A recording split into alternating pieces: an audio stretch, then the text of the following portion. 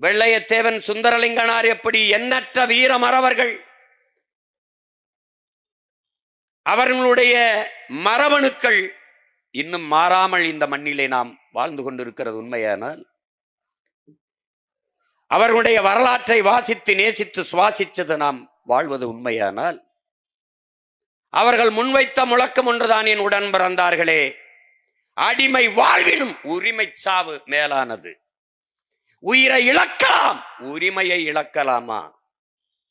உயிர் இழப்பு என்பது தனிப்பட்ட ஒருவனுக்கான இழப்பு.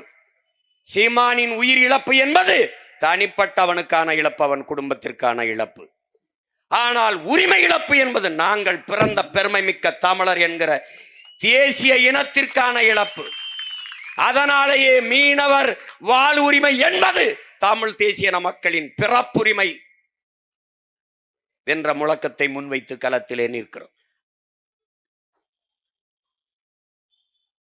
அவரவர் வீட்டை அவரவர் பாதுகாப்பாக வைத்திருந்தால் நாட்டை பாதுகாக்க வேண்டிய அவசியம் இருக்கிறது. அப்படித்தான் தனித்தனியாக வீட்டை பாதுகாக்க இயக்கம் கண்ட என் உடன் பிறந்தார்கள் ஒரே நோக்கம், பொது நோக்கம், நாட்டை பாதுகாக்க ஒன்றாக நிற்கிறோம் நாங்கள் தமிழர்கள்.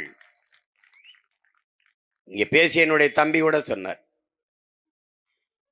இந்த நாட்டை விட்டு, இந்த நிலத்தை விட்டு நீ எங்கு சென்றாலும் நான் தேவர், நான் நாடார், நான் கோணார், நான் செட்டியார், நான் பிள்ளை, நான் முதலியார், நான் முத்தரையர், நான் வன்னியர், நான் கவுண்டர் என்று அறிமுகப்படுத்த முடியாது. உலக வரலாற்றிலே எங்குமே இந்த அடையாளங்கள் இருந்ததில்லை, எவனுக்கும் இருந்ததில்லை. நான் இஸ்லாமியன், நான் கிறிஸ்தவன், நான் இந்து என்று எவனும் தன்னை அறிமுகப்படுத்திக் கொள்வது இல்லை.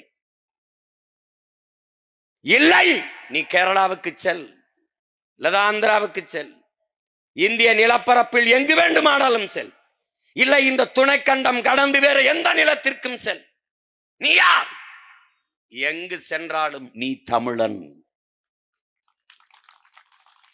இதனால் தான் நம்முடைய தாத்தன் புரட்சி பாவலன் எங்கு பிறப்பினும் தமிழன் தமிழனே, இங்கு பிறப்பினும் அயலான் அயலானேங்கிறார்.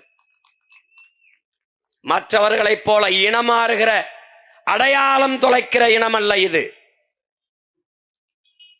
அருகில் இருக்கிற மாநிலத்தவன் இங்கு வந்தால் திராவிடனாக மாறுவான், பீகாரியன் வந்தால் இந்துவாக மாறுவான், மராட்டியன் இங்கு வந்தால் இந்துவாக இந்தியனாக மாறுவான். ஆனால் நீ எங்கு சென்றாலும் தமிழன். கர்நாடகாவில் இருந்தாலும் தமிழன், கனடா நாட்டில் வாழ்ந்தாலும் நீ தமிழன்.